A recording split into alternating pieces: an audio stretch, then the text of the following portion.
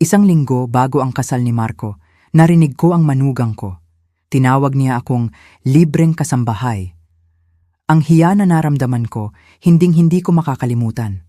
Ako ang ilaw ng tahanan na gumastos ng halos $200,000, ₱200,000 para sa buffet nila. Pero para sa kanila, ako pala ay isang walang utang na loob na yaya lang. Umalis ako. Akala nila nag-iisa akong lola. Hindi nila alam ang trump card ko ay nakahanda. Gusto nila akong i-silence. Pero kukunin ko ang dangal ko.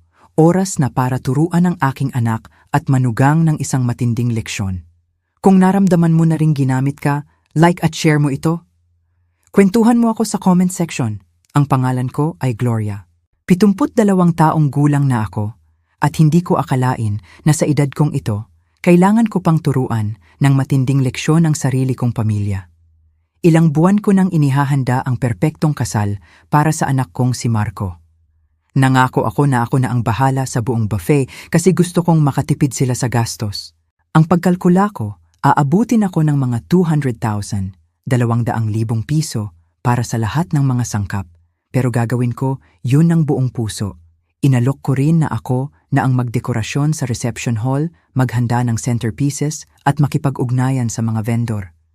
Regalo ko yun sa kanila para maipakita ko kung gaano ko kamahal ang anak ko at kung gaano ako kasaya na nakakita siyang muli ng pag-ibig pagkatapos ng ilang taon.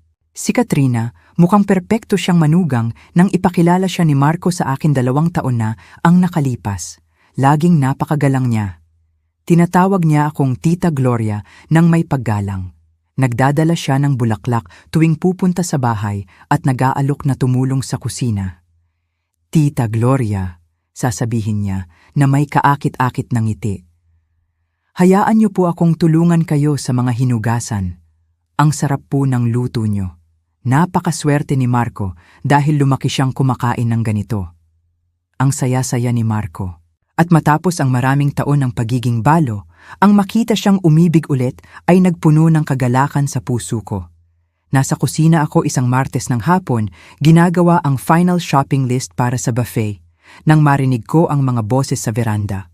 Si Marco ay kausap sa telepono ang isang kasamahan sa trabaho at si Katrina naman ay kausap ang kapatid niyang si Andrea na dumating mula sa probinsya.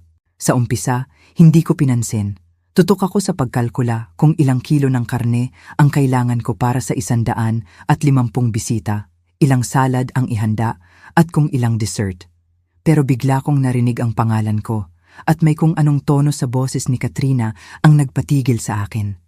Dahan-dahan akong lumapit sa bintana ng kusina na nakaharap sa veranda, nagtatago sa likod ng kurtina. Tingnan mo, Andrea, perpekto ang pagkakaplano ko para sa mga bata sa kasal, sabi ni Katrina, gamit ang matamis na boses na palagi niyang ginagamit sa akin. Ang nanay ni Marco ang magbabantay sa kanila sa buong party. Siguro mga 15 bata yan mula sa mga bisita namin, mula baby hanggang teenager, pero sanay na sanay siya sa mga bata. Sa ganitong paraan, kaming mga matatanda makakapagsaya ng walang nakakainis na abala. Tumawa ng malakas si Andrea at sumagot, "Ang galing mo, sis."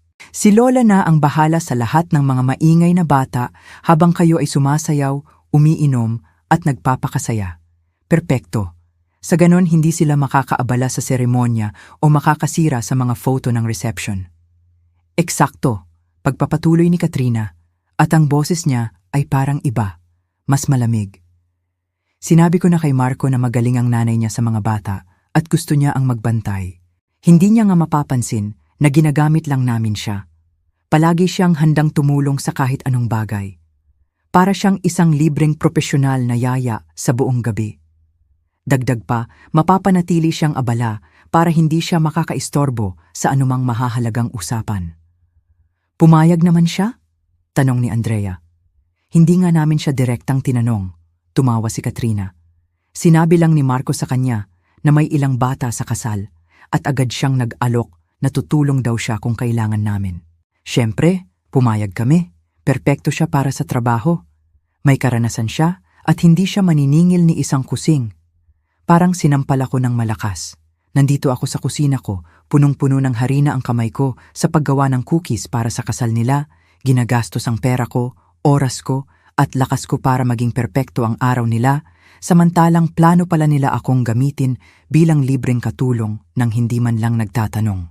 Ang pinakamagandang bahagi pa, patuloy ni Katrina, dahil abala siya sa mga bata buong gabi, hindi siya masyadong makakakain ng buffet na inihanda niya. Mas maraming pagkain para sa importanteng bisita. Tumawa silang dalawa na parang nakagawa sila ng pinakanakakatawang biro sa mundo. Ang lakas ng kabog ng dibdib ko, akala ko maririnig nila. 72 taong buhay, nagpalaki ng anak, nagbantay ng apo, palaging inuuna ang pamilya. At ganito ang isinukli nila sa akin. Para bang isa akong katulong na available ng 24 hours. Tumayo ako doon sa likod ng kurtina, nararamdaman ang galit na umaakyat mula sa paa ko hanggang sa ulo ko. Pero hindi lang ito galit. Halo ito ng sakit, pagkadismaya, at isang matinding kahihiyan na sumasakit sa dibdib ko. Sa loob ng 2 taon, tinrato ko si Katrina na parang anak na babae na hindi ko nagkaroon. Sinalubong ko siya sa bahay ko ng bukas palad, isinama sa lahat ng tradisyon ng pamilya namin at tinuruan ng mga sikretong resipe na ipinasa sa mga henerasyon sa pamilya ko. Alam mo kung ano pa ang gusto ko sa plano? Patuloy ni Katrina na walang kamalay-malay na pinapakinggan ko ang bawat salita. Dahil busy si Lola sa paghabol sa mga bata buong gabi, hindi siya makakasali sa mga usapan naming mga matatanda.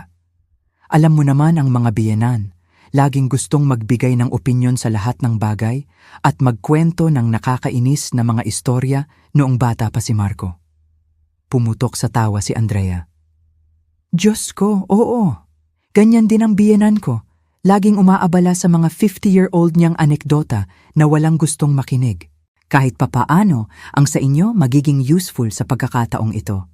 Eksakto. At ang pinakamaganda pa, akala ni Marco na nag-o-offer ang nanay niya dahil sa pagmamahal. Hindi niya napapansin na plano namin to simula pa lang. Ang mga lalaki talaga, napaka-naive, sabi ni Katrina na may mapanlinlang na ngisi. Narinig ko ang mga yabag ni Marco na papalapit matapos niyang tapusin ang tawag niya. Ano ang pinagtatawanan ng mga magaganda kong babae?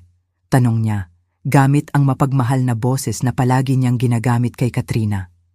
Sinasabi ko lang kay Andrea kung gaano ako kaorganisado, sagot ni Katrina na agad bumalik sa matamis niyang tono. Inayos ko na ang lahat para hindi maging abala ang mga anak ng bisita sa kasal. Ang mom mo ang magbabantay sa kanila. Anghel talaga ang mom ko, sabi ni Marco na may pagmamalaki. Laging handang tumulong sa pamilya.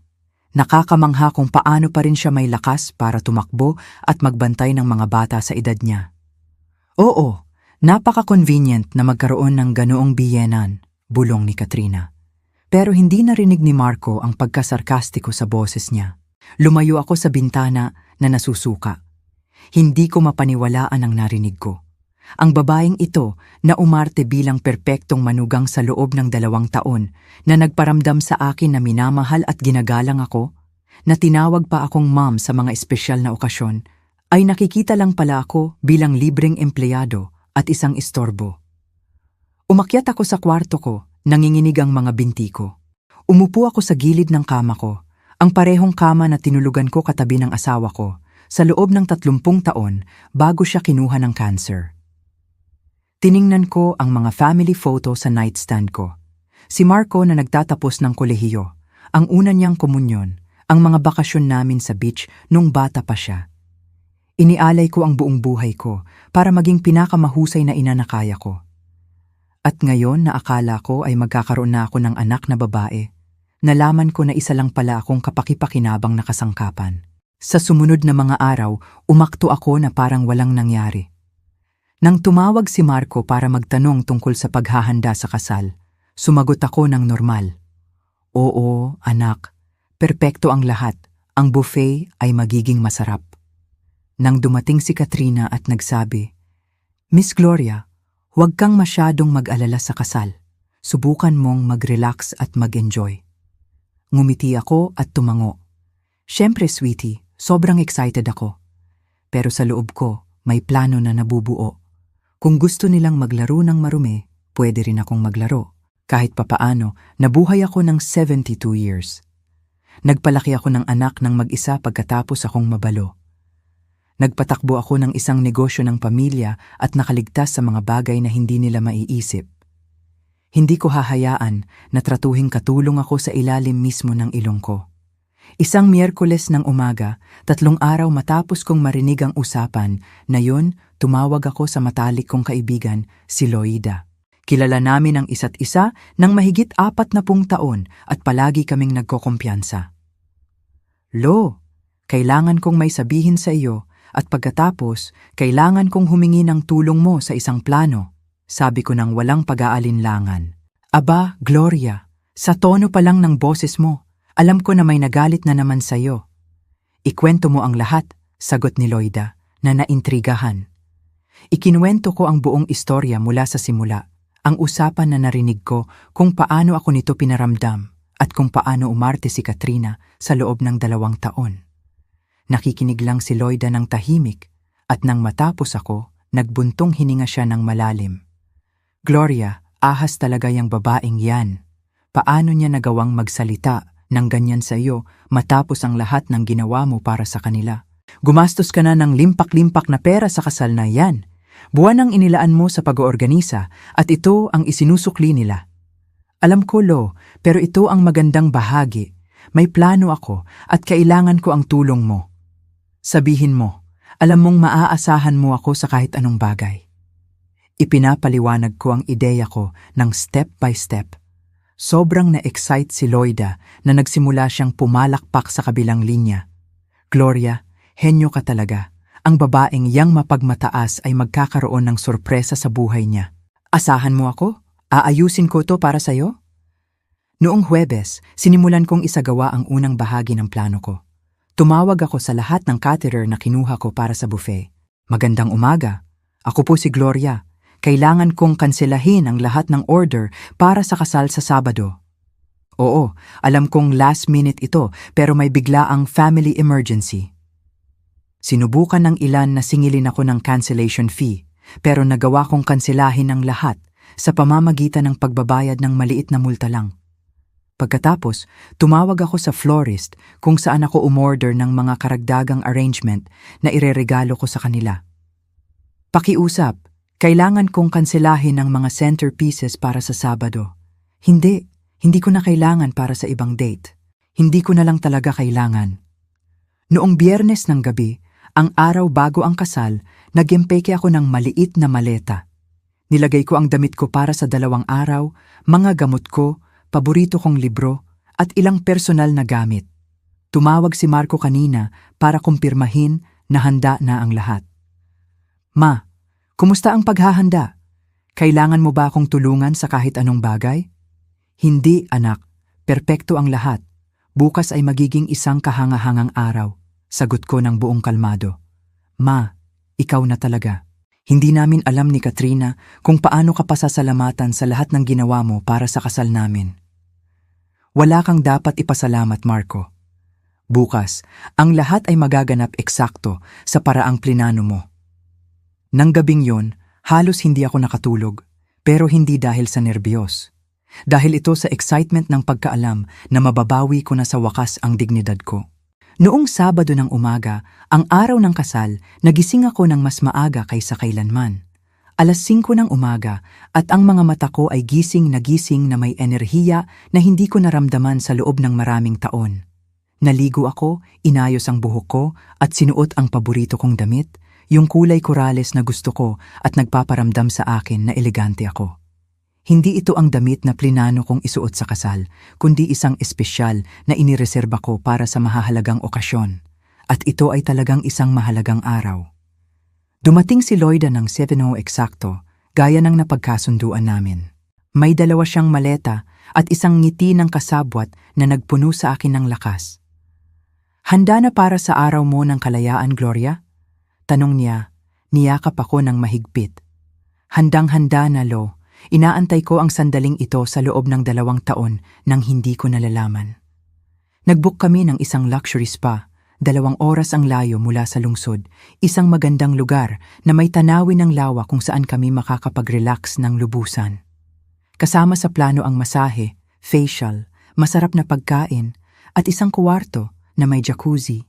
Ang lahat ng inipon ko para sa buffet ng kasal, ngayon ay gagastusin ko sa sarili ko sa unang pagkakataon sa loob ng ilang dekada.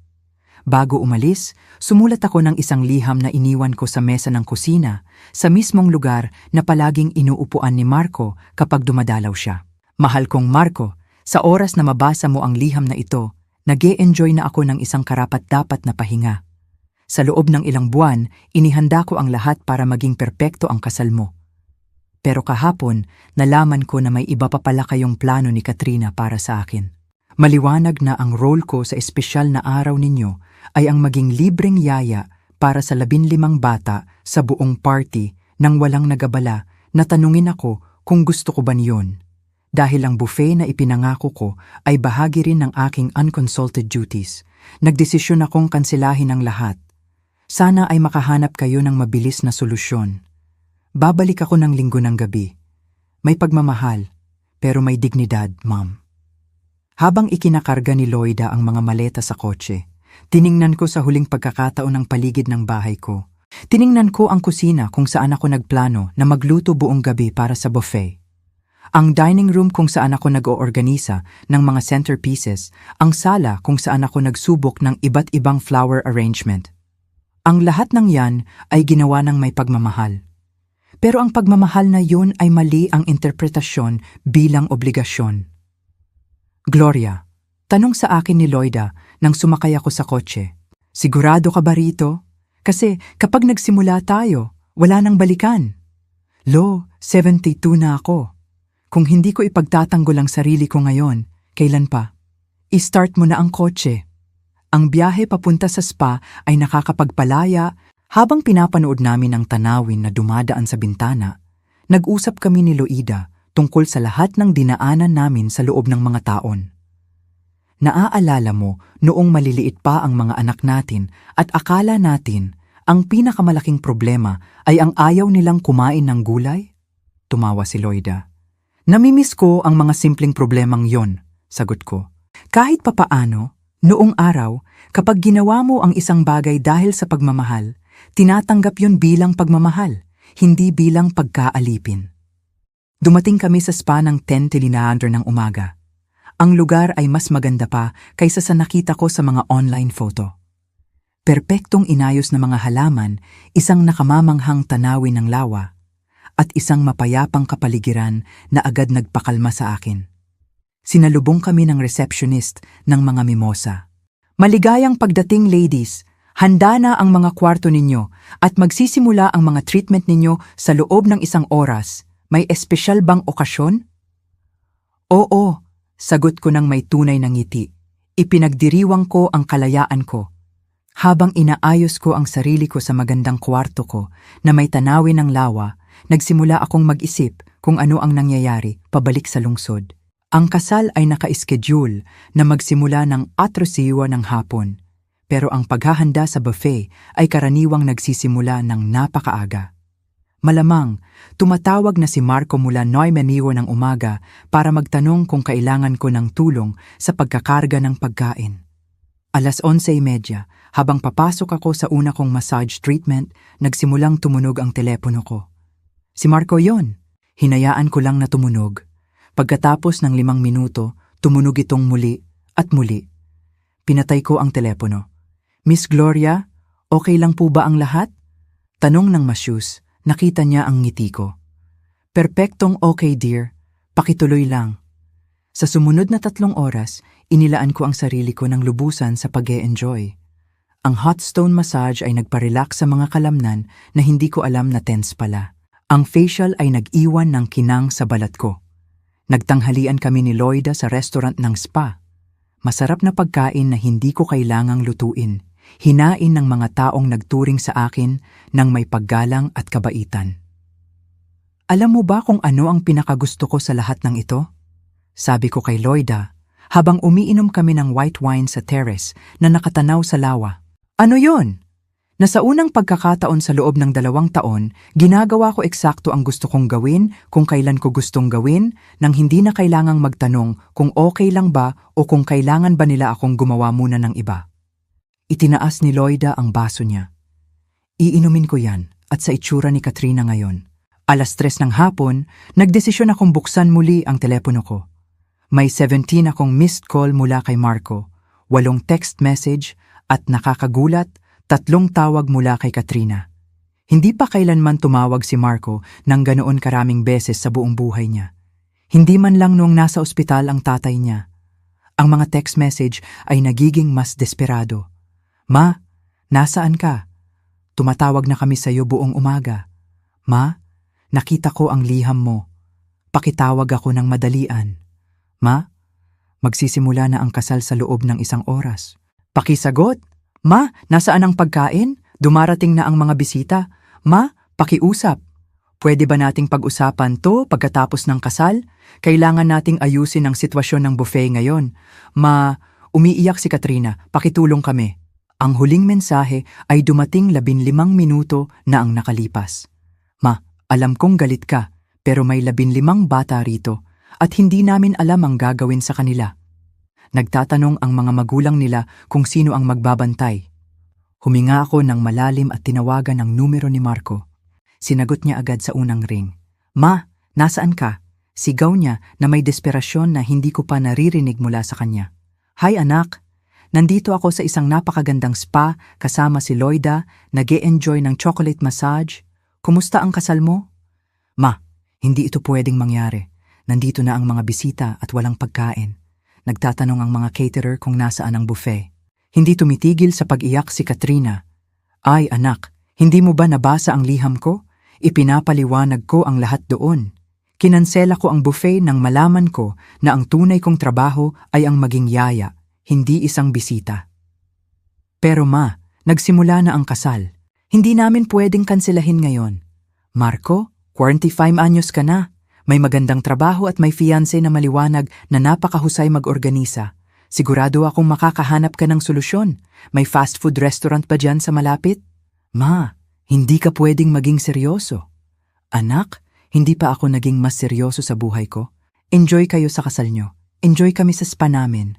Ay, at wag mo akong asahan na maaga bukas. Dito rin kami magbe-breakfast.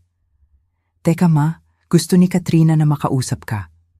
Narinig ko ang mga ingay, iyak sa likuran at desperadong boses. Pagkatapos, narinig ko ang boses ni Katrina, hindi na yung karaniwan niyang matamis na tono. Gloria, hindi mo pwedeng gawin sa amin to. Ipinangako mo ang buffet, may 150 katao rito. Katrina, my dear, sagot ko sa pinakakalmadong boses na kaya ko. Ipinangako ko ang buffet nung akala ko isa akong espesyal na bisita sa kasal mo. Pero nang malaman ko na ako pala ay ang libreng katulong, nagbago ang isip ko. Gaya ng kasabihan, ang trabaho ay binabayaran. At hindi ako naningil para sa mga serbisyo ko. Pero ang mga bata, may 15 bata rito at umaasa ang mga magulang nila na may magbabantay sa kanila. Oo, nai-imagine ko na napakahirap niyan. Wala ka bang kapatid na pwedeng tumulong sa'yo? Ano nga ang pangalan niya? Andrea. Narinig ko na tingin niya ay napakagaling ko sa mga bata. Ang katahimikan sa kabilang linya ay napakasarap.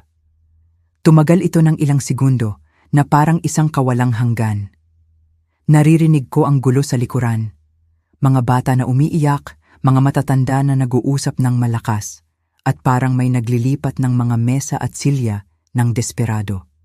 Paano? Paano mo nalaman ang tungkol kay Andrea? Nauutal na tanong ni Katrina. At sa unang pagkakataon sa loob ng 2 taon, ang boses niya ay basag. Walang yung pekeng kumpiyansa na palagi niyang ipinapakita. Ay, sweetie, marami kang matututunan kapag 72 anyos ka na. Isa sa mga bagay na yun ay may tainga ang pader. Lalo na kapag napakalakas ng boses ng mga tao sa veranda ko. Gloria, pakiusap, pwede ba nating pag-usapan to mamaya? Ngayon, kailangan ko. Katrina, wala kang kailangan sa akin. Base sa narinig ko, ang kailangan mo ay isang profesional na yaya. Iminumungkahi ko na maghanap ka sa Yellow Pages.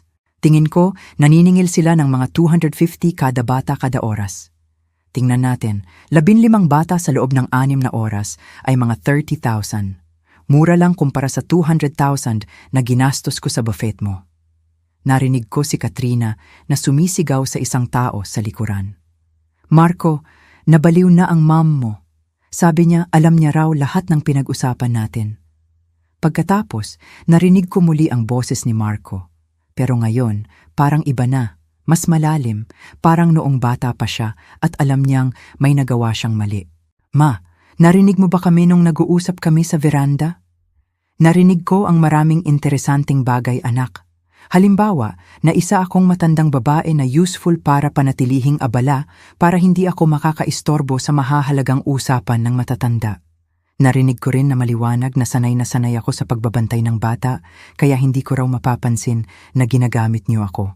At ang paborito ko, na parang isa akong libreng propesyonal na yaya sa buong gabi. Ang katahimikan ay mas matagal pa ngayon. Si Loida, na nakikinig sa buong usapan mula sa silya niya sa terrace, ay nagbigay sa akin ng thumbs up. Ma, nagsimula si Marco sa tono ng batang pinagalitan. Marco, 45 anyos ka na. Isa kang matagumpay, matalinong lalaki. Seryoso, hindi man lang ba pumasok sa isip mo na tanungin ako kung gusto kong gugulin ang buong kasal mo sa paghabol sa 15 bata sa halip na i-enjoy ang selebrasyon ng kaisa-isa kong anak? Akala namin gusto mo ang magbantay ng bata. Gusto kong magbantay ng mga apo ko paminsan-minsan, Marco. Ayaw kong maging opisyal na yaya ng kasal nang walang kumukonsulta sa akin. At siguradong ayaw kong marinig na ang manugang ko ay tingin sa akin ay isang istorbo na kailangang panatilihing abala para hindi ako makakaistorbo. Hindi sinabi yun ni Katrina. Marco, 72 na ako. Wala akong Alzheimer's. Narinig ko ang bawat salita. Narinig ko noong sinabi ng asawa mo sa kapatid niya na matalino siya dahil nagkaroon siya ng libreng yaya. Narinig ko noong pinagtatawanan nila kung paano hindi ako masyadong makakakain ng buffet dahil abala ako. Narinig ko noong sinabi ni Andrea na kahit papaano, ang biyenan niya magiging useful sa pagkakataong ito. Sa pagkakataong ito, ang katahimikan ay inistorbo ng sigaw ng isang bata sa likuran at boses ng isang babae na nagsasabing, "Nasaan ang babaeng dapat magbabantay sa mga bata?" Tumakbo ang anak ko at tumatakbo na siya sa buong hardin. Ayan ang sagot mo, anak. Nagsimula na ang show. Ma, pakiusap, pumunta ka, babayaran ka namin. Bibigyan ka namin ng 25,000 para bantayan ang mga bata. Tumawa ako ng malakas kaya nagulat si Loida. 25,000, Marco? 5 minuto pa lang pabor ng pamilya ang dapat kong gawin dahil sa pagmamahal. At ngayon na nalaman mong hindi ako kasing tanga ng akala mo, gusto mo akong bayaran ng 25,000 para sirain ang coral dress ko sa paghabol sa mga batang hindi ko naman kilala? Sumigaw si Katrina sa likuran. Katrina, walang sapat na pera sa mundo para pumunta ako sa kasal na yan ngayon, pero bibigyan kita ng libreng payo. Sa susunod na plano mong gamitin ng isang tao bilang empleyado, tanungin mo muna sila. Ito ay pagiging magalang. 100,000? Sigaw ni Marco. At ngayon, tunog desperado na siya. Marco, anak ko, pakinggan mo ako ng maigi. Kung may 100,000 ka para bayaran ako bilang yaya, may pera ka rin pala para umupa ng caterer sa halip na ipagastos sa akin ang retirement ko para sa buffet mo. Pero lumalabas na mas convenient pala na si mom na ang magbayad ng lahat at magtrabaho pa ng libre, 'di ba? Binuhusan ako ni Loida ng mas maraming alak at bumulong. Brilliant ka, kaibigan ko. Ma, ang boses ni Marco ay basag na ngayon. Pakiusap, wag mo itong gawin sa akin. Kasal ko ito. Marco, wala akong ginagawa sa'yo. May ginawa ka sa akin. Ikaw at ang fiancé mo ay nagdesisyon na ako ay inyong personal na empleyado nang hindi kumukonsulta sa akin. Nagdedesisyon lang ako na hindi ko tatanggapin ang trabahong yon. Pero hindi kami makakakuha ng caterer sa oras na to.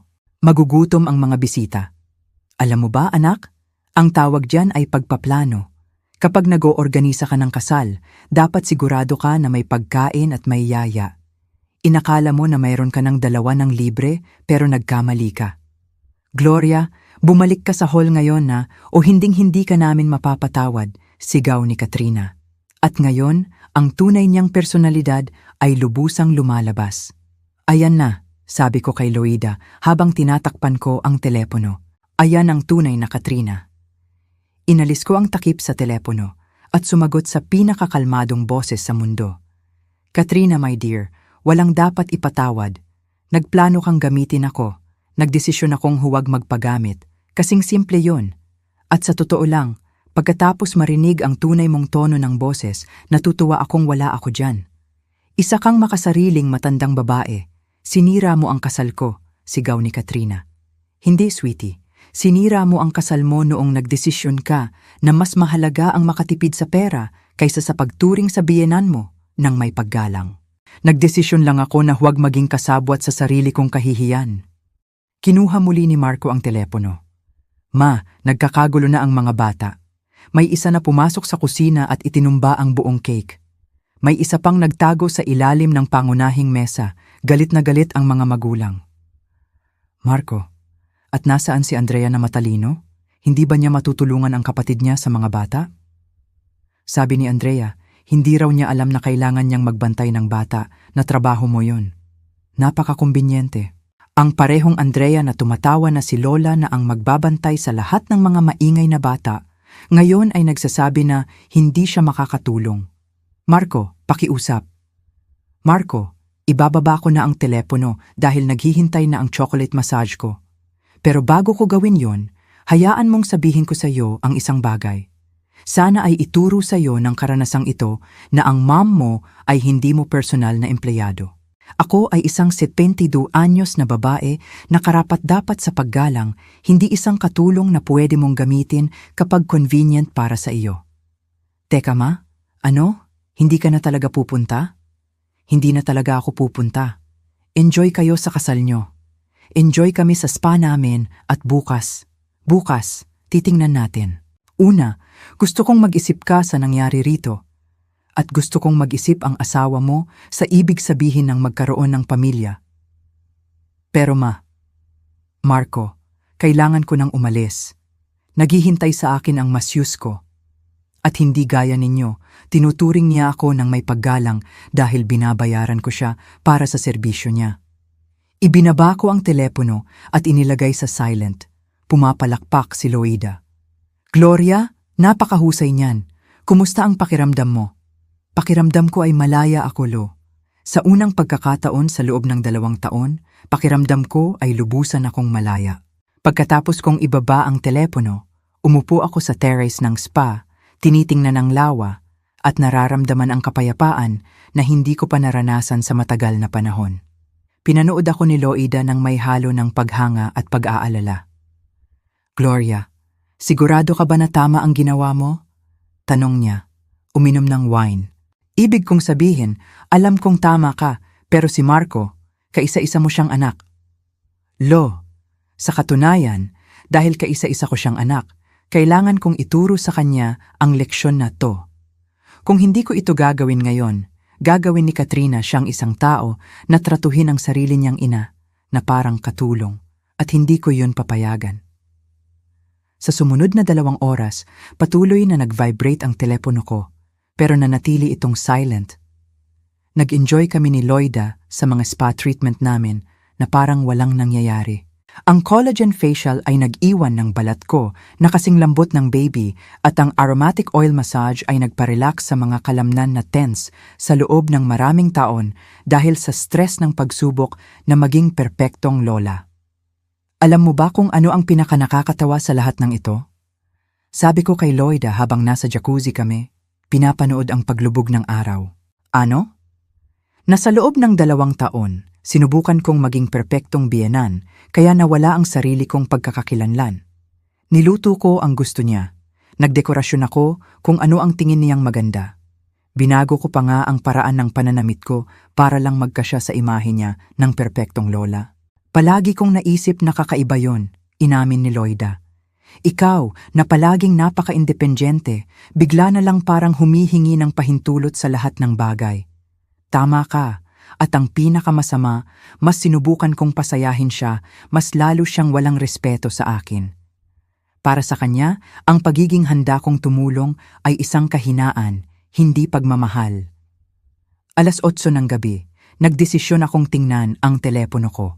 May 43 akong missed call, 26 text message, at sa pagkagulat ko, maraming mensahe mula sa hindi kilalang mga numero. Maliwanag, may ilang kamag-anak na kumuha ng numero ko para subukan akong kumbinsihin na bumalik. Ang mga mensahe ay nagiging mas desperado at nagbubunyag.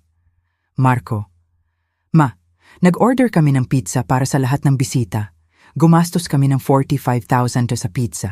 Marco: Ma, umalis na ang mga magulang ng 3 bata ng galit dahil walang nagbantay sa kanila. Marco: umiiyak si Katrina sa banyo. Sabi niya, sinira ko raw ang pinakamahalagang araw ng buhay niya. Marco: Ma, nagtatanong ang photographer kung pwede siyang kumuha ng mga family photo. Sabi ko sa kanya, hindi raw nakarating si Lola. Isang hindi kilalang numero.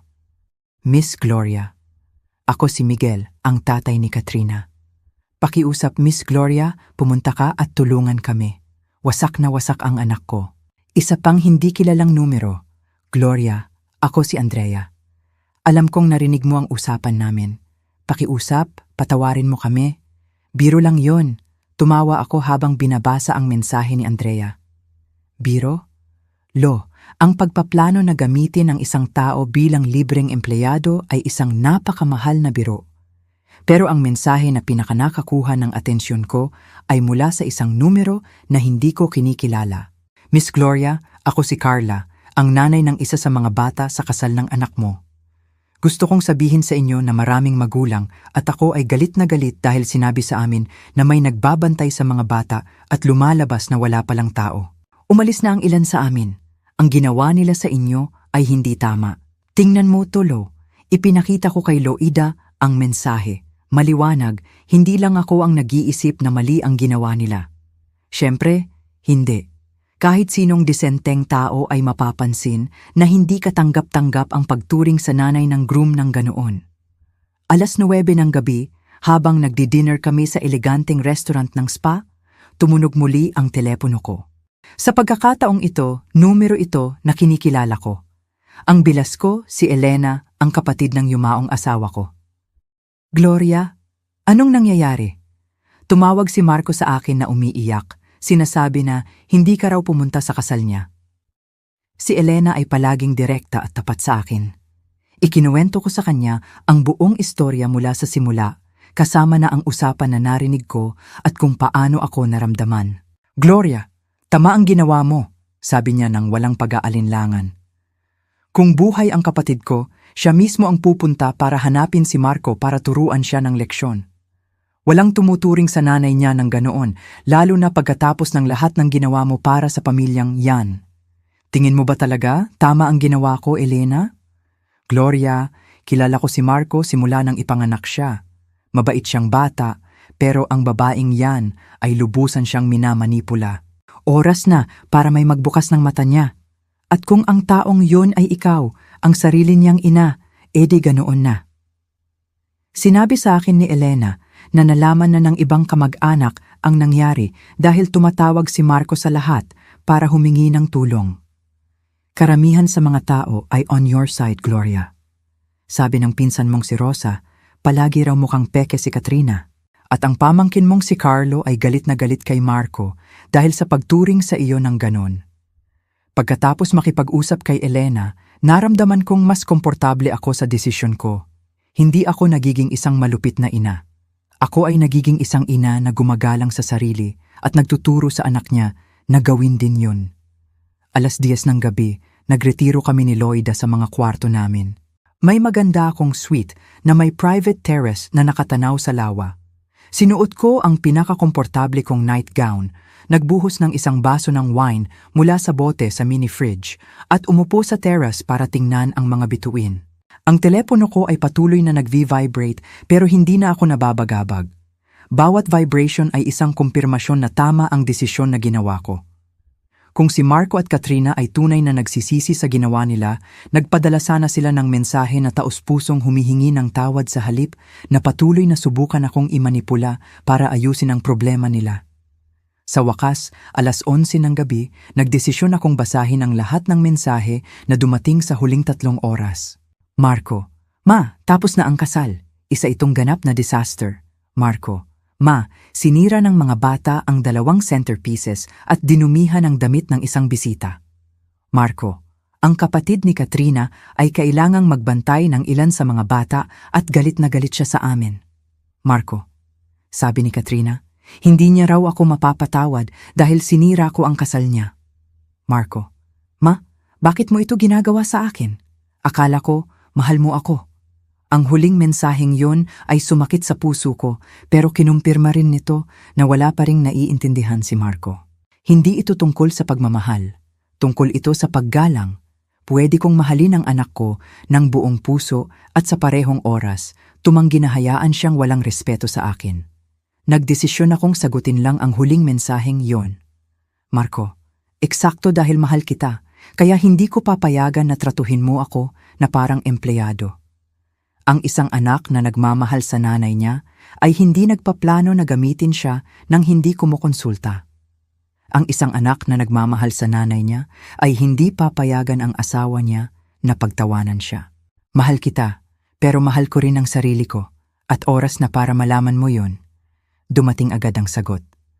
Marco, Ma, sinasabi ni Katrina na baka mas mabuti kung lumipat kami sa ibang lungsod. Sabi niya, hindi raw siya makatira sa parehong lugar kasama ang taong sumira sa kasal niya. Binasa ko ang mensaheng yun ng 3 beses bago sumagot. Si Katrina ay naglalaro ng huling card niya, emosyonal na minamanipula si Marco, nagbabantang aalisin siya sa akin. Marco, kung gusto ni Katrina na lumipat dahil hindi niya kayang harapin ang mga kahihinatnan ng mga ginawa niya, yun ay isang desisyon na kailangan ninyong gawin bilang matatanda. Pero alam mo na ang isang babae na tunay na nagmamahal sa iyo ay hinding-hindi ka ilalayo sa pamilya mo bilang parusa para sa isang bagay na hindi mo ginawa. Wala nang sumagot pagkatapos noon. Nanatili ako sa teres hanggang napakagabi, pinapakinggan ang tunog ng tubig sa lawa at nararamdaman ang isang malalim na katahimikan. Sa unang pagkakataon sa loob ng 2 taon, hindi ako nag-aalala kung napasaya ko ba ang ibang tao. Hindi ko iniisip kung ano ang pwede kong lutuin para kay Marco bukas, anong pabor ang pwede kong gawin para kay Katrina, o kung paano ako magiging mas mahusay na biyenan.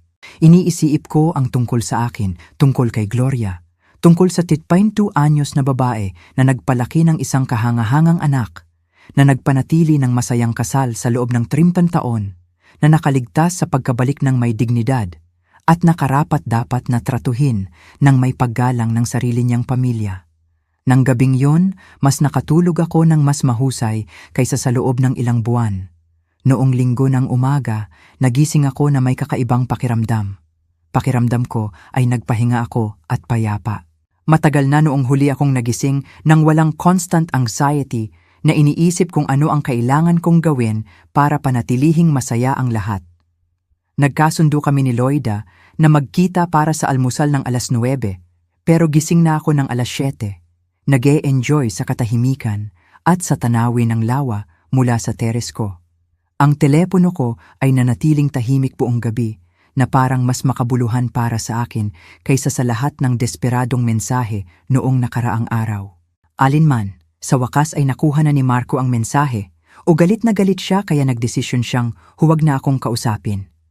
Parehong opsyon ay parang mas mabuti para sa akin kaysa sa patuloy na makatanggap ng mga mensahe na sumusubok na imanipula ako. Nang magkita kami ni Loida sa restaurant ng spa para sa almusal, tiningnan niya ako ng may kuryosidad. Mukha kang iba, Gloria. Mas magaan. Pakiramdam ko ay iba, Lo. Parang may dala akong napakalaking bigat sa mga balikat ko sa loob ng 2 taon at sa wakas ay inalis ko na. Nag-order kami ng kumpletong almusal na may sariwang prutas, yogurt, pancakes at kape. Habang kumakain kami, nag-usap kami tungkol sa lahat maliban sa kasal. Nag-usap kami tungkol sa mga plano namin para sa darating na mga buwan, tungkol sa mga libro na gusto naming basahin, tungkol sa mga biyahe na pinangarap naming gawin, pero palaging ipinagpapaliban para maging available para sa mga pangangailangan ng pamilya namin. Alam mo ba, Lo? Tingin ko, gagawin na natin ang biyahe sa Europa na palagi nating plinano. Seryoso, hindi mo na aantayin kung kailangan ka ni Marco at Katrina na magbantay ng mga magiging anak nila? Marco ay 45 anyos na. Kung magdesisyon siyang magkaanak, pwede siyang umupa ng yaya gaya ng ginagawa ng lahat ng normal na tao. Maaari akong maging lola, hindi isang katulong. Pagkatapos ng almusal, nagdesisyon kaming i-extend ng kaunti pa ang stay namin. Nagbook kami ng private jacuzzi para sa 2 pang oras at ginugol ang umaga na lubusang nagre-relax. Ito ang unang pagkakataon sa loob ng maraming taon na ginugol ko ang ganoong karaming oras na iniisip lang ang sarili kong kapakanan. Tanghali, habang nag-e-empeke kami ng mga gamit namin para bumalik, nagdesisyon akong buksan muli ang telepono ko. May 3 bagong mensahe ako, lahat mula kay Marco, ipinadala ng maaga sa umaga. Marco, Ma, nag-usap kami ni Katrina buong gabi. Sobrang nasaktan siya, pero inaamin niya na, baka hindi namin kayo tinrato ng maayos. Pwede ba tayong mag-usap pagbalik mo? Ang mga mensahe ay iba, hindi na desperado, mas nag-iispi. Pero napansin ko rin ang isang mahalagang bagay. Walang tunay na paghingi ng tawad. Isang pag-amin lang na baka hindi nila ako tinrato ng maayos. Ang baka ay hindi sapat para sa nangyari. Nagdesisyon akong huwag munang sagutin. Gusto kong umuwi, magpahinga sa sarili kong kama, at mag-isip ng maigi tungkol sa gusto kong sabihin at kung paano ko ito gustong sabihin. Ang biyahe pabalik ay tahimik. Nag-usap kami ni Loida tungkol sa kung ano ang ibig sabihin ng weekend na to para sa akin. Alam mo ba kung ano ang pinakamahalagang bagay na natutunan ko, Lo? Na pwede mong mahalin ang pamilya mo at maglagay ng boundaries sa parehong oras. Sa lahat ng taong ito, inakala ko na ang pagmamahal ay ang pagsasabi ng oo sa lahat ng bagay. Pero ngayon, naiintindihan ko na kung minsan, ang pagmamahal ay ang pagsasabi ng hindi. Iyan ay isang leksyon na kailangan matutunan ng maraming babae sa henerasyon natin, sagot ni Loida. Pinalaki tayo na naniniwala na ang halaga natin ay nakasalalay sa kung gaano tayo nagsakripisyo para sa iba. Dumating ako sa bahay ng Pimphor ng hapon. Ang bahay ay parang iba na parang matagal itong bakante kaysa sa 2 araw. Gumawa ako ng tsaa, sinuot ang pinakakomportable kong damit at umupo sa paborito kong silya sa sala. Oras na para magdesisyon kung ano ang susunod na gagawin. 6:00. Tumunog ang doorbell. Tiningnan ko sa bintana at nakita ko ang kotse ni Marco na nakapark sa labas. Nakatayo siya sa pinto ko nang mag-isa na nakayuko ang ulo. Huminga ako ng malalim at nagpunta para buksan ito. "Hi Ma," sabi niya sa mahinang boses. Mukha siyang pagod na parang hindi natulog sa loob ng ilang araw. "Hi Marco, tuloy ka." Umupo kami sa sala, siya sa sopa at ako sa silya ko. Ang katahimikan ay umabot ng ilang minuto hanggang sa nagsalita si Marco. "Ma, kailangan kong humingi ng tawad." Nakikinig ako. Nag-usap kami ni Katrina buong gabi pagkatapos ng kasal. Sa umpisa, galit na galit siya sa iyo, pero nang sinabi ko sa kanya, eksakto ang narinig mo, na-realize niya kung gaano kasama ang lahat ng sinabi niya. "At na-realize mo rin?" Ibinaba pa lalo ni Marco ang ulo niya. "Oo Ma, na-realize ko na sa loob ng 2 taon, tinatrato kita na parang empleyado ko sa halip na nanay ko." "At ano ang pakiramdam mo tungkol diyan?" "Pakiramdam ko ay kakilakilabot. Pakiramdam ko ay nahihiya ako. Siguro ay nagugulo na ang tatay dahil sa kung paano ko tinrato ang babaeng minahal niya sa loob ng 30 taon. Ang pagbanggit sa tatay niya ay humipo sa puso ko, pero pinanatili ko ang aking komposisyon. Marco, kailangan mong maintindihan ang isang bagay. Hindi lang ito tungkol sa nangyari sa kasal. Tungkol ito sa 2 taon ng pag-aakala na available ako para sa lahat nang hindi man lang nagtatanong kung gusto ko ba itong gawin. Alam ko Ma, at tama ka. Nang iminungkahi ni Katrina na humingi tayo ng tulong sa iyo sa isang bagay, hindi ako tumigil para mag-isip kung makatarungan ba ito sa iyo. Iniisip ko lang, Ma'am laging nagsasabi ng oo, kaya walang problema. At si Katrina, ano talaga ang pakiramdam niya? Nagbuntong hininga ng malalim si Marco. Nahihiya siya. Sabi niya, hindi pa raw siya nagkaroon ng biyenan kailanman at hindi niya alam kung paano katratuhin. Pero kinikilala niya na ang sinabi niya tungkol sa iyo kay Andrea ay napakamali. Marco, kinikilala ba niya yon o sinubukan mo lang na palambutin ang tunay na iniisip niya? Hindi Ma, kinikilala niya. Sa katunayan, gusto niyang pumunta para humingi ng tawad sa iyo ng personal. Pero sinabi ko sa kanya na kailangan ko munang makipag-usap sa iyo. Tumayo ako at naglakad patungo sa bintana. Ang hardin ay mukhang napabayaan. Sobrang abala ako sa paghahanda sa kasal kaya wala akong oras para alagaan ang mga bulaklak ko. Marco, kailangan kong magtanong sa iyo ng isang napakadirektang tanong at gusto kong sagutin mo ako ng tapat. Sabihin mo, Ma. Ginagalang ba ako ni Katrina bilang isang tao o nakikita niya ako bilang isang useful resource na available kapag kailangan niya ako? Tahimik si Marco sa loob ng matagal na sandali. Ma, tingin ko, hanggang kahapon nagkahalo ang dalawang bagay. Pero pagkatapos makita ang mga kahihinatnan ng pagturing sa iyo bilang resource, na-realize niya na nawala sa paningin niya ang tao. At ikaw, nakikita mo ba ako bilang nanay mo o bilang personal mong empleyado? Ma, masakit ang tanong na, yan, pero naiintindihan ko kung bakit mo ito tinatanong. At ang tapat na sagot ay sa loob ng dalawang taong ito. Nang hindi ko na-realize, nagsimula akong tingnan ka ng mas marami bilang isang tao na nag-aayos ng mga problema ko kaysa sa nanay ko, na karapat dapat na konsultahin at igalang. Umupo akong muli at tiningnan siya ng direkta sa mga mata. Marco, pinahahalagahan ko ang katapatan mo, pero kailangan mong maintindihan na magbabago ang mga bagay mula ngayon. Naiintindihan ko, Ma. Ano ang kailangan mo sa amin? Kailangan ko na sa susunod na gusto mong humingi ng pabor, tatanungin mo ako kung pwede ko at kung gusto ko itong gawin, hindi ang mag-assume na sasabihin kong oo. Kailangan mo akong tratuhin bilang isang bisita sa mga family event ninyo, hindi bilang bahagi ng service staff.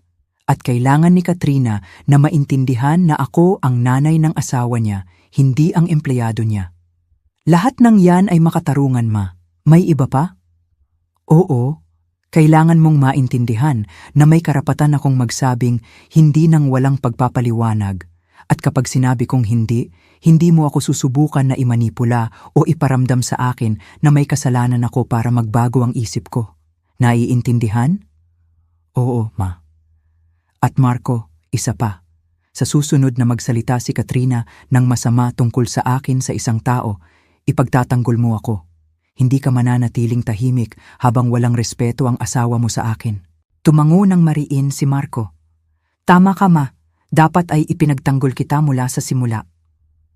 Tahimik kami sa loob ng ilang minuto. Nakita ko na pinoproseso ni Marco ang lahat ng pinag-usapan namin. Ma, pinapatawad mo ba ako? Marco, ikaw ang anak ko at palagi kitang mamahalin. Pero ang pagpapatawad ay isang bagay na binubuo sa pamamagitan ng mga aksyon, hindi lang sa mga salita. Kailangan kong makita ang tunay na pagbabago sa kung paano mo ako tratuhin bago ko masabi na ang lahat ay pinatawad na. Tama lang yon. At si Katrina, bibigyan mo ba siya ng pagkakataon na humingi ng tawad? Kung gusto niyang humingi ng tawad ng totoo, hindi dahil humiling ka, kundi dahil talagang nagsisisi siya sa kung paano niya ako tinrato, edi oo, papakinggan ko siya. Gusto niya, Ma, pero natatakot siyang ire-reject mo siya.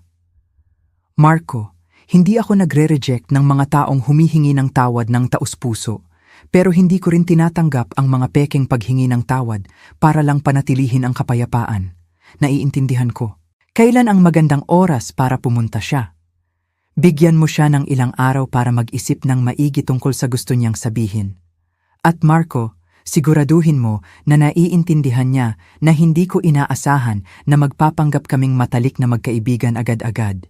Inaasahan ko lang ang simpleng paggalang.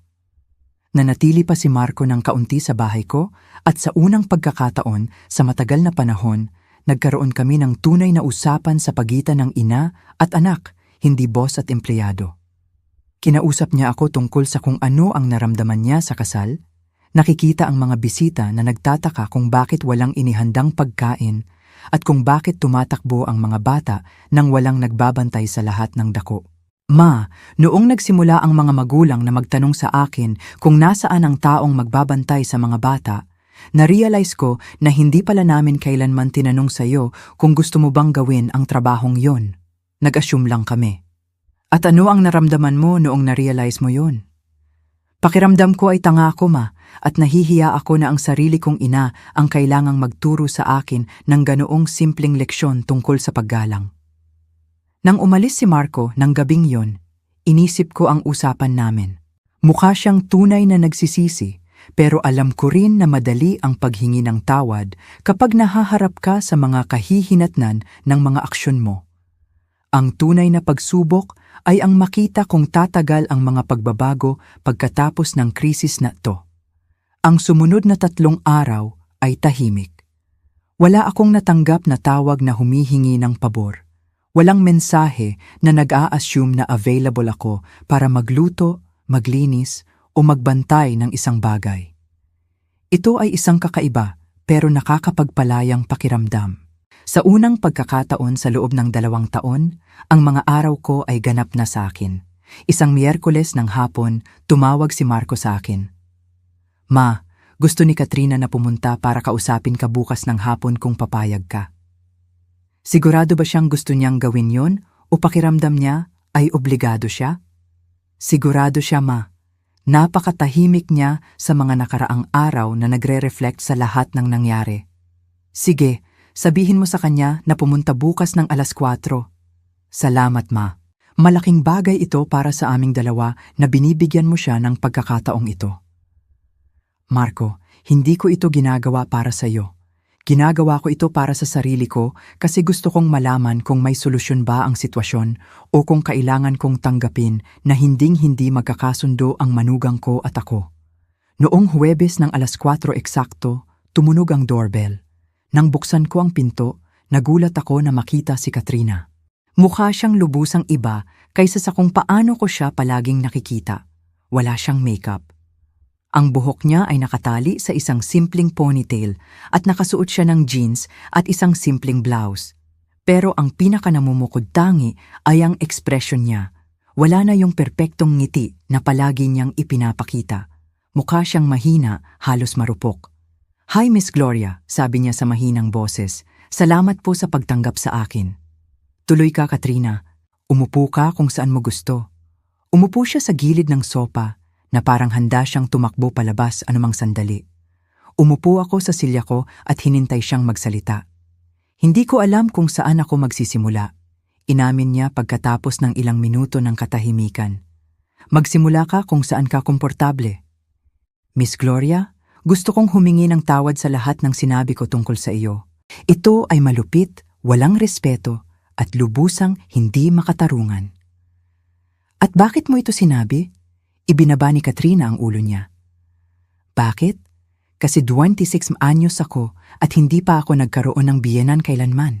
Namatay ang mom ko noong 15 ako at nag-asawang muli ang tatay ko sa isang babae na hindi ako minahal. Nang makilala ko si Marco at nakilala kita, hindi ko alam kung paano haharapin ang pagkakaroon ng isang mother figure ulit. At ang solusyon mo ay ang tratuhin ako na parang empleyado. Hindi ito sinasadya, Miss Gloria. Sa umpisa, sobra mo akong pinatakot. Ang tiwala mo sa sarili, ang galing mo sa lahat ng ginagawa mo, ang pagmamahal sa iyo ng buong pamilya. Pakiramdam ko, hinding-hindi ako magiging kasinggaling mo. Katrina, hindi yan nagpapaliwanag kung bakit ganoon ang pagsasalita mo tungkol sa akin sa kapatid mo." Tahimik si Katrina sa loob ng matagal na sandali at nang magsalita siyang muli, ang boses niya ay halos bulong. Kasi kapag nakakaramdam ka ng kawalan ng katiyakan, kung minsan, sinusubukan mong maparamdam sa sarili mo na mas mahusay ka sa pamamagitan ng pagpapakita na mas hindi importante ang iba. Alam kong kakilakilabot ang tunog, pero ito ang totoo. Kahit papaano, nagiging tapat ka, Miss Gloria. Nang hindi ka dumating sa kasal at binasa ko ang liham mo, na-realize ko ang isang kakilakilabot na bagay. Na-realize ko na sinubukan kong gawin si Marco na isang tao na inuuna ang comfort ko kaysa sa sarili niyang ina. At napakamali yun. At ano ang pakiramdam mo tungkol diyan? Ngayon, pakiramdam ko ay nahihiya ako. Pakiramdam ko ay may kasalanan ako. At nakakaramdam ako ng kalungkutan dahil nawala ang pagkakataon na magkaroon ng tunay na relasyon sa babaeng nagpalaki sa lalaking mahal ko. Nagsimulang tumulo ang luha sa mga pisngi niya, at sa unang pagkakataon mula noong nakilala ko siya, mukha silang tunay, hindi kalkulado. Katrina, pinahahalagahan ko ang katapatan mo, pero kailangan kong magtanong sa iyo ng isang bagay ng direkta. Gusto mo ba talaga ng relasyon sa akin? O gusto mo lang ayusin to para maging masaya si Marco? Sa umpisa, inaamin ko na gusto ko lang ayusin ang mga bagay para hindi malungkot si Marco. Pero sa mga nakaraang araw, marami akong naisip at na-realize ko na nawalan din ako ng isang mahalagang bagay. Nawalan ako ng pagkakataon na magkaroon ng mom ulit.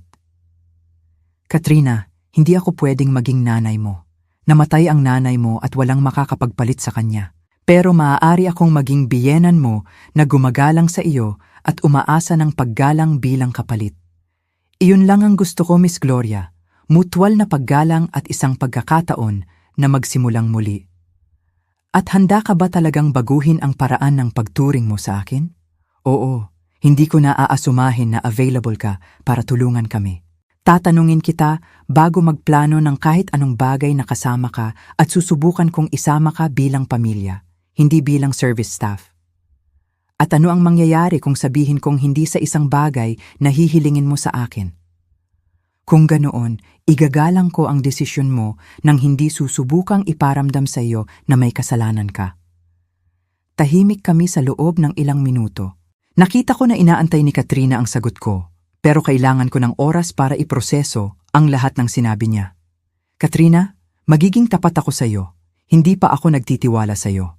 Kailangan mong ipakita sa akin sa pamamagitan ng mga aksyon na ang mga pagbabagong ito ay totoo, hindi lang mga salita para makalabas sa gulo. Naiintindihan ko ng lubusan. Ano ang kailangan kong gawin? Kailangan ko ng oras. Kailangan kong makita kung paano mo ako tratuhin sa mga darating na buwan kapag wala kayo sa krisis. Bibigyan mo ba ako ng pagkakataong yon? Oo, Katrina. Bibigyan kita ng pagkakataon, pero ito lang ang magiging isa. Kung wala kang respeto sa akin o tratuhin mo akong parang empleyado ulit, walang pangalawang pagkakataon. Naiintindihan ko. At Miss Gloria, mayroon bang anumang partikular na magagawa ko para simulan ang muling pagbuo ng tiwala mo? Inisip ko ang tanong niya sa loob ng ilang sandali. Oo, mayroon. Gusto kong sabihin mo sa kapatid mong si Andrea ang tunay na nangyari. Hindi isang pinalambot na bersyon, kundi ang kumpletong katotohanan. Gusto kong maintindihan niya na mali ang sinabi ninyo tungkol sa akin. Tumango agad si Katrina. Nagawa ko na po, Miss Gloria. Tumawag ako sa kanya noong Lunes at sinabi ko ang lahat. Gusto niya ring humingi ng tawad sa iyo. Hindi ko kailangan na humingi ng tawad sa akin si Andrea. Hindi ko siya kilala ng maigi para maging mahalaga sa akin ang opinyon niya. Pero kailangan kong maintindihan niya na hindi siya pwedeng magsalita tungkol sa akin ng ganoon kapag pumupunta siya sa bahay ko. Naiintindihan niya. Sa katunayan, sobrang nahihiya siya sa sinabi niya. Sige, may iba pa bang gusto mong sabihin sa akin? Oo. Gusto kong pasalamatan ka sa pagturo sa amin ng leksyong ito. Alam kong hindi mo responsibilidad na edukahin kami tungkol sa paggalang. Pero ginawa mo ito sa isang paraan na hinding-hindi namin makakalimutan. Katrina, hindi ko ginustong magturo ng anumang leksyon. Gusto ko lang na tratuhin ako ng may dignidad at may karapatan akong hingin yon. Miss Gloria, tingin mo ba maaari kaming magkaroon ng normal na relasyon ng biyenan at manugang? Iyan ay nakasalalay sa iyo, Katrina. Handa akong subukan kung magbabago ka talaga. Magbabago ako. Nangangako ako. Huwag kang mangako ng kahit ano. Ipakita mo lang sa akin. Tumayo si Katrina para umalis, pero bago siya umabot sa pinto, lumingon siya sa akin. Miss Gloria, pwede po ba akong magtanong ng isang bagay? Sabihin mo. Paano ako magiging isang mabuting manugang? Sa totoo lang, hindi ko alam kung paano. Nagulat ako sa tanong niya sa pagiging simple at katapatan nito. Katrina, ang pagiging isang mabuting manugang ay pareho lang ng pagiging isang mabuting tao. Tratuhin ang iba sa paraang gusto mong tratuhin ka. Magtanong bago mag-assume. Igalang ang mga boundaries at tandaan na sa likod ng bawat pabor na ginagawa sa iyo ng isang tao ay isang tao na pumili na tulungan ka. Pwede po ba akong magtanong kapag may mga tanong ako tungkol sa isang bagay? Kung ang mga ito ay tunay na tanong at hindi disguised manipulation? Oo. Salamat, Miss Gloria. Salamat sa lahat. Nang umalis si Katrina, umupo ako sa sala ko na nakakaramdam ng halo ng maingat na pag-asa at emosyonal na pagkapagod. Ang usapan ay mukhang taos-puso, pero oras lang ang magsasabi kung magiging pangmatagalan ba ang mga pagbabago. Ang sumunod na 2 linggo ay nagbubunyag. Sa unang pagkakataon sa loob ng 2 taon, hindi tumawag si Marco at Katrina na humihingi ng anumang pabor. Walang mensahe na nag-a-assume na available ako para magluto, maglinis o magbantay ng isang bagay. Sa umpisa, inakala ko na galit sila at pinaparusahan ako ng katahimikan. Pero pagkatapos, na-realize ko na simpleng ginagalang lang nila ang space ko na hindi nila kailanman ginawa noon. Ang unang tunay na pagsubok ay dumating noong Biyernes ng 2 linggo. Tumawag si Marco sa akin mga 7 ng gabi at sa tono ng boses niya, masasabi ko na kinakabahan siya. "Ma, kailangan kitang hilingan ng pabor." Bumaba ng kaunti ang puso ko. Babalik na sila sa lumang pattern nila. "Sabihin mo, Marco." "Kaarawan ni Katrina sa Sabado at gusto ko sana siyang bigyan ng surprise party. Pwede mo ba akong tulungan na i-organize ito?" "Marco, hinihiling mo ba sa akin na i-organize ang buong party para sa iyo?" "Hindi, ma. Hindi talaga. Kinuha ko na ang caterer, nag-book na ng venue, at nagpadala na ng mga imbitasyon. Kailangan ko lang ng tulong sa dekorasyon kasi may maganda kang mata para sa mga bagay na yan. Pero syempre, babayaran kita para sa oras at sa mga ideya mo." Nagulat ako. Si Marco na ang gumawa ng karamihan sa trabaho. Hinihiling niya lang ako ng tiyak na tulong sa isang bagay na alam niyang magaling ako at nag-aalok siyang bayaran ako. "Marco, hindi mo kailangang bayaran ako para sa pagtulong sa dekorasyon. Iyan ay isang bagay na pwede kong gawin bilang regalo para kay Katrina. Pero pinahahalagahan ko na nagtanong ka sa halip na nag-assume. Tutulungan mo ba talaga ako? Siyempre, mukha yan sa isang napakatamis na kilos sa bahagi mo." "Salamat, ma. At kung sa anumang punto, pakiramdam mo ay masyadong maraming trabaho, sabihin mo lang sa akin at kukuha ako ng iba." "Sige anak, ang usapang yun ay kinumpirma na ang mga pagbabago ay totoo." Natuto si Marco na magplano ng sarili niyang event, hindi mag-assume sa availability ko, at mag-alok ng kompensasyon para sa oras ko. Pero mas mahalaga, natuto siyang bigyan ako ng daan palabas nang hindi ako pinaparamdam na may kasalanan. Ang Sabado ng birthday party ni Katrina ay isang kumpletong pagbubunyag. Ginugol namin ni Marco ang umaga na nagdedekorasyon ng likod bahay nila ng golden balloons at sariwang bulaklak. Binili niya ang lahat ng material at kailangan lang niya ang mga ideya ko kung paano pagsasamahin ang mga kulay at kung saan ilalagay ang lahat. Nagtrabaho kami ng magkasama bilang isang team, nag-uusap at tumatawa habang binabago namin ang space. "Ma, ang ganda nito!" sabi ni Marco habang isinasabit namin ang huling ilaw. "Sobrang mai-excite si Katrina." "Sana nga, masasabi mo na mahal mo siya." "Oo, pero natutunan ko rin na ang pagmamahal sa asawa ko ay hindi nangangahulugan na kailangan kong tumigil sa paggalang sa mom ko." "Natutuwa akong natutunan mo yon, anak." Nang dumating si Katrina ng gabing yon, nagpapanggap na pupunta lang siya sa isang intimate dinner. Ang sorpresa niya ay tunay at nakakaantig. Nang makita ang decorated backyard, at lahat ng mga kaibigan niya na naghihintay sa kanya, nagsimula siyang umiyak sa tuwa. "Hindi ako makapaniwala na ginawa niyo ang lahat ng to," bulalas niya, niyakap si Marco. "Tita Gloria ang tumulong sa akin sa dekorasyon." Sabi ni Marco, may incredible talent daw siya para sa mga bagay na yan. Lumapit si Katrina at nagbigay sa akin ng taos-pusong yakap. "Salamat po, Miss Gloria. Ang ganda ng lahat. Ikinagagalak kong tumulong, Katrina. Happy birthday." Sa panahon ng party, inobserbahan ko kung paano nakikipag-ugnayan sa akin si Marco at Katrina. Isinama nila ako sa mga usapan. Ipinakilala nila ako sa mga kaibigan nila bilang mom ni Marco nang may pagmamalaki, hindi bilang ang babaeng tumulong sa dekorasyon. Inupo nila ako sa pangunahing mesa bilang pamilya, hindi sa isang hiwalay na mesa bilang service staff. Ang pinakamakabuluhang bagay sa lahat ay noong nagkomento ang isa sa mga kaibigan ni Katrina kung gaano kaganda ang dekorasyon. "Katrina, ang ganda ng taste mo. Saan mo natutunan ang magdekorasyon ng ganon? Sa totoo lang, si Miss Gloria ang nagdisenyo ng lahat, sagot agad ni Katrina. May natural siyang talent para sa mga bagay na yan. Maswerte lang ako na tinulungan niya ako. Sa halip na kunin ang credit para sa trabaho ko, ibinigay ito sa akin ni Katrina ng lubusan.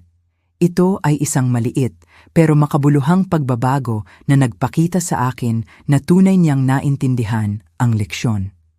2 buwan pagkatapos ng disastrous na kasal, nakatanggap ako ng tawag na hindi ko inaasahan. Si Carla, yun, ang nanay na nagpadala sa akin ng text message noong kasal. Miss Gloria, sana naaalala niyo po ako. Ako si Carla, ang mom ng isa sa mga bata sa kasal ng anak niyo. Siyempre, naaalala kita Carla. Kumusta ka? Mabuti, salamat. Tumatawag ako kasi gusto kong may sabihin sa inyo. Naaalala niyo ba si Miguel, ang tatay ni Katrina? Oo, ano ang tungkol sa kanya? Lumabas na nagkakilala kami sa kasal noong sinubukan naming kontrolin ang aming mga batang walang nagbabantay. Nagsimula kaming mag-usap tungkol sa nangyari sa inyo at pareho kaming sumang-ayon na napakamali ang ginawa nila sa inyo.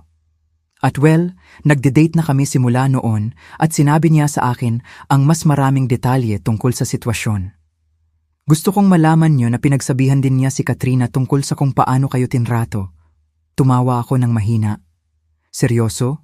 Ipinagtanggol ako ng tatay ni Katrina? Oo, at medyo malakas.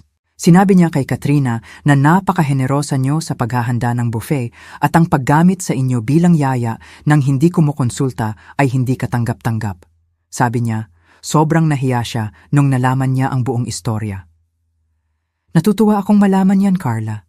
Miss Gloria, kaming lahat na magulang na nasa kasal na, yun ay sobrang humanga sa ginawa niyo. Hindi maraming tao sa edad niyo ang magkakaroon ng lakas na ipagtanggol ang sarili ng ganoon. Kung minsan, kailangan mong ipagtanggol ang sarili mo, anuman ang edad mo. Eksakto. At gusto naming malaman niyo na sobrang ginagalang namin kayo para sa yun.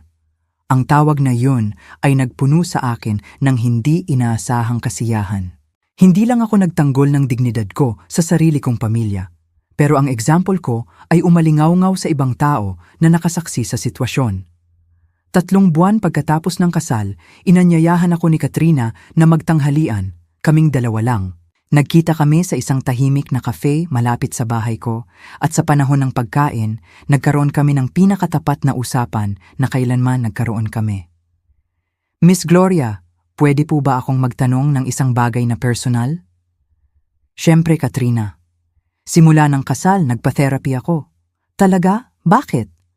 Kasi na-realize ko na may problema ako sa pakikipag-ugnayan sa mga mother figure. Pagkatapos mamatay ng mom ko, nag-develop ako ng defense mechanism na kasama ang pagbaba ng halaga ng ibang matatandang babae para protektahan ang sarili ko ng emosyonal. Iyan ay nagpapaliwanag ng maraming bagay. Oo, tinulungan ako ng therapist ko na maintindihan kung bakit sobrang naramdaman kong pinagbabantaan ako ng presensya niyo sa umpisa. Kayo ang kumakatawan sa lahat ng nawala sa akin noong namatay ang mom ko. At sa halip na hayaan ang sarili kong mamiss ang mom ko, nagdesisyon akong umarte na parang hindi importante ang mga ina. Katrina, siguro ay sobrang masakit yon para sa'yo. Oo, pero hindi ko na-realize. Akala ko, nalampasan ko na ang pagkamatay ng mom ko, pero inilibing ko lang pala ang sakit. At ano ang pakiramdam mo ngayon? Pakiramdam ko ay mas malaya ako at nagpapasalamat ako na may pangalawang pagkakataon ako sa inyo. Katrina, talagang pinahahalagahan ko na sinabi mo yan sa akin at natutuwa akong malaman na nagtatrabaho ka sa sarili mo. Miss Gloria, papayagan niyo po ba ako na magsimulang muli na parang nagkakilala tayo sa unang pagkakataon? Ano ang ibig mong sabihin? Gusto ko talagang makilala kayo, ang mga istorya niyo, ang mga pangarap niyo, ang mga opinyon nyo, hindi bilang ang biyenan na pwedeng maging useful, kundi bilang si Gloria, ang tao. Gusto ko yan ng sobra. Katrina, pwede ba akong magtanong ng isang tanong? Magtanong kayo kung gaano karami ang gusto nyo. Anong pangarap mo ang naiwan mong hindi natupad noong nagpakasal ka at nagkaroon ng Marco? Nagulat ako sa tanong niya sa lalim at katapatan nito. Palagi kong gustong magsulat ng libro tungkol sa mga resipe ng lola ko at sa mga istorya ng pamilya namin, pero palagi akong nakakahanap ng dahilan para huwag magsimula. At bakit hindi ka magsimula ngayon? Miss Gloria, tinuruan niyo ako na hinding-hindi pa huli ang lahat para ipagtanggol ang sarili at baguhin ang isang sitwasyon. Baka hindi pa huli ang lahat para tuparin din ang isang pangarap. Ang usapang yun ay nagtanim ng buto sa isip ko. Sa sumunod na mga linggo, nagsimula akong mag-isip ng seryoso tungkol sa pagsulat ng librong yun na palagi kong gustong isulat. 6 na buwan pagkatapos ng disastrous na kasal, inanyayahan ako ni Marco at Katrina na mag-dinner para bigyan ako ng ilang espesyal na balita. Ma, buntis kami, inanunsyo ni Marco nang may malaking ngiti. Napakagaling, bulalas ko, niyakap silang dalawa. Magiging lola ako, sabi ni Katrina, kinuha ang mga kamay ko. Gusto naming magtanong sa inyo ng isang mahalagang bagay. Sabihin mo. Gusto namin na kayo ang maging lola na pipili kung gaano kayo gustong maging involved. Hindi kami mag-a-assume ng kahit ano. Hindi namin aasahan na babantayan nyo ang baby kapag gusto naming lumabas. Gusto namin na kayo ang magdesisyon kung anong klase ng lola ang gusto nyo. At kung gusto mong maging lola na pupunta para uminom ng tsaa at magbasa ng mga istorya isang beses sa isang linggo, perpektong okay yun, dagdag ni Marco. Kung gusto mong maging lola na magbabantay ng baby paminsan-minsan, perpektong okay din yun. Kayo ang magdesisyon. Naiyak ako sa pagkaantig. Mga anak, yun lang ang gusto ko. Ang kalayaan na pumili kung paano mamahalin ang pamilya ko. At ano ang pipiliin mo, Miss Gloria? Tanong ni Katrina. Pinipili kong maging isang lola na available kapag kailangan niyo talaga ako. Pero mayroon ding sarili niyang buhay, sarili niyang mga plano at sarili niyang mga pangarap. Perpekto, sabi ni Marco. Iyan eksakto ang gusto namin. 1 taon pagkatapos ng disastrous na kasal, inilabas ko ang libro ko ng mga family recipe. Ang tawag dito ay pagluluto ng may pagmamahal, pagsisilbi ng may dignidad, mga resipe at pagninilay ng isang modernong lola. Tinulungan ako ni Katrina na i-promote ito sa social media at nag-organisa si Marco ng isang book launch party sa bahay niya. Sa panahon ng presentasyon ng libro, nag-isip ako sa lahat ng nangyari simula noong hapong yun noong narinig ko ang usapan sa veranda ko. Ang librong ito, sabi ko sa mga bisita, ay hindi lang tungkol sa mga resipe, tungkol ito sa kahalagahan ng pagpapanatili ng ating dignidad habang nagsisilbi tayo sa mga taong mahal natin. Tungkol ito sa pagkakaiba sa pagitan ng pagbibigay dahil sa pagmamahal at paggamit para sa convenience. Pagkatapos ng presentasyon, lumapit sa akin si Katrina. Miss Gloria, may gusto akong ikumpisal. Ano? Ang taong pinaka nagbigay inspirasyon sa librong ito ay kayo. Ang lakas ng loob nyo na ipagtanggol ang sarili ay nagturo sa akin na pwede kang magmahal ng malalim at sa parehong oras, igalang ang sarili mo.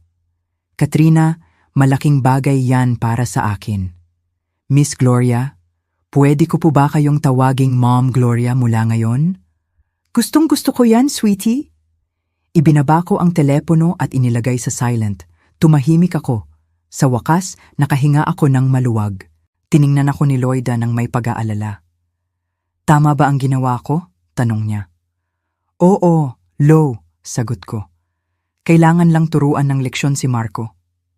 Kung hindi ko ito ginawa, habang buhay nila akong ituturing na katulong, hindi nanay. Ang telepono ko patuloy na nag-vibrate, 43 missed call. Ang bawat vibration ay kumpirmasyon lang, tama ako. Ang dangal ko mas mahalaga kaysa sa kasal nila. Oras na para i-enjoy ang spa at ang sarili ko. Mula ngayon, ako naman ang uunahin. Dahil ang pagsasabi ng hindi ay ang pinakamakapangyarihang paraan para sabihin ang oo sa sarili mo.